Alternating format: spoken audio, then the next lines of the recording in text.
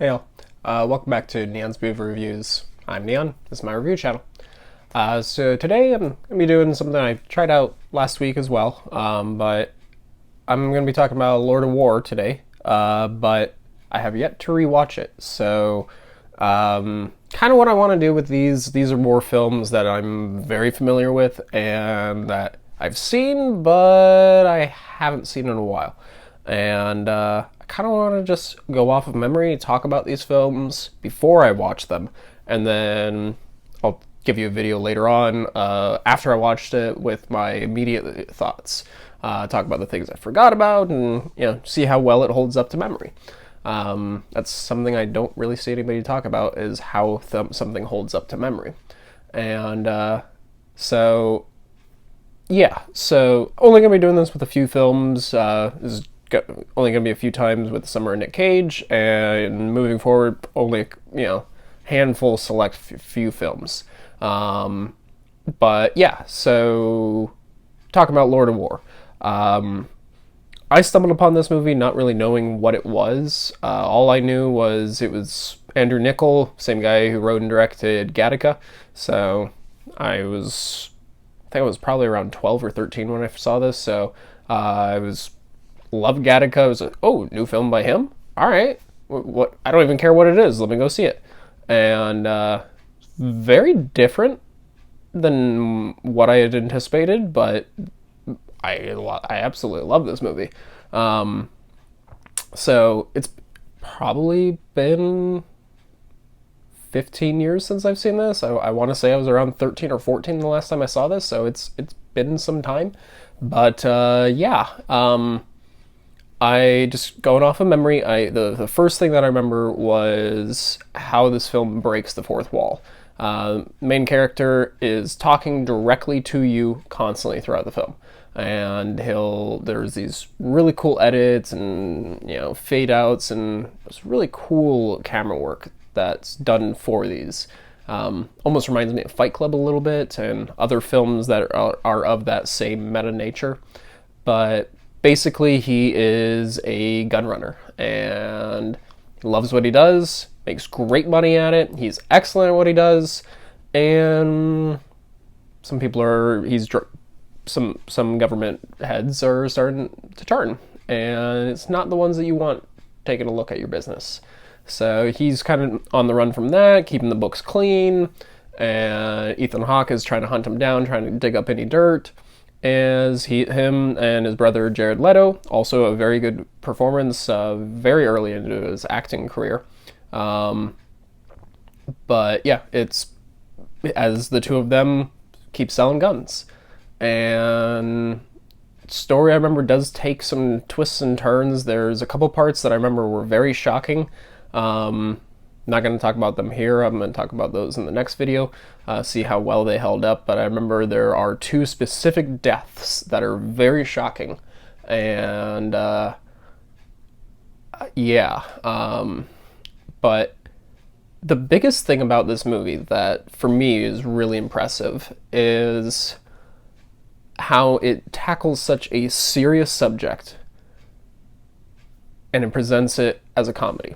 You see something very similar in The Big Short, or even like Wolf of Wall Street, that style of comedy where these are not funny events, but it's okay to still laugh. Like, to tell this properly, you kind of have to show you how insane it actually is and remind you, yeah, this is real.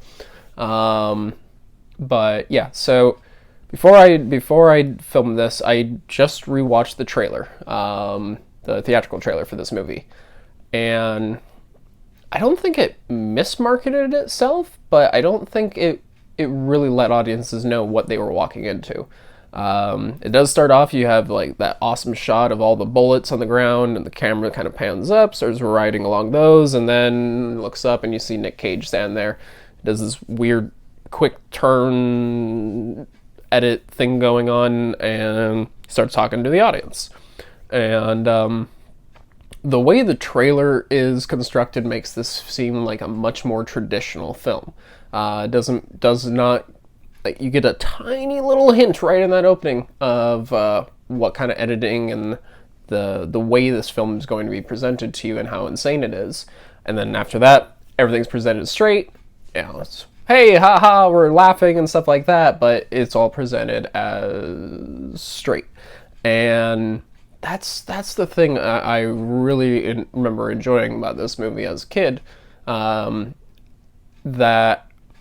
it was just so satirical. It's almost like Dr. Strangelove. You know, it's that level of satire about this very serious subject, and they found a way by doing it this way that make this completely despicable character entirely likable. Every aspect of him I like. Now I remember as the story goes on, there's choices that he makes that make you kind of question that, but for the most part, he's presented entirely likable, and he's a horrible human being. He's selling guns to continue the war and death, basically. That's what he makes his living off of. Yes, so people will kill each other no matter what. People will find guns to do it no matter what, but it doesn't mean you have to be there supplying it. But I also understand his logic that, well, if I don't supply it, somebody else will.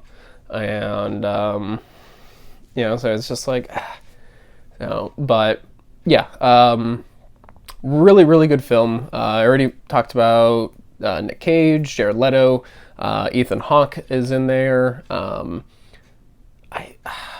feel like I remember that. I'm drawing a blank on his name. Ash from Alien. Ian Holm.